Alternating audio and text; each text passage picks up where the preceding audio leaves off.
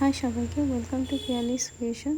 তো চলো আজকে বানাবো একটা হলদির জুয়েলারি সেট। সেটা বানানোর জন্য আমি ফার্স্টে ভালো করে যে জায়গাতে ক্লেটা বেলে নেব সেখানে আগে পাউডার দিয়ে নিয়েছি, যাতে জিনিসটা আমার ওই ইয়ের সাথে ব্যাকগ্রাউন্ডের সাথে চিপকে না যায়। তারপরে দেখো আমি সানফ্লাওয়ার কাটার যেটা আছে সেটা দিয়ে বেশ অনেকগুলো সানফ্লাওয়ার কেটে নিয়েছি, বড় ছোট এরকম মিলিয়ে বেশ অনেক কটাই সানফ্লাওয়ার আমার যে কটা লাগবে আমরা কেটে নিয়েছি। এবারে প্রত্যেকটা সানফ্লাওয়ারের মাঝে একটু করে আঠা দিয়ে আমি আইপিন বসিয়েছি।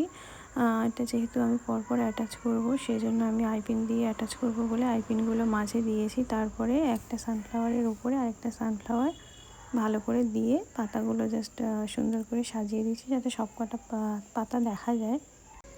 এরকমভাবে প্রত্যেকটা সানফ্লাওয়ার আমি একটার উপর একটা দিয়েছি। দেখো প্রত্যেকটা কিন্তু ডবল লেয়ার্ড হয়েছে।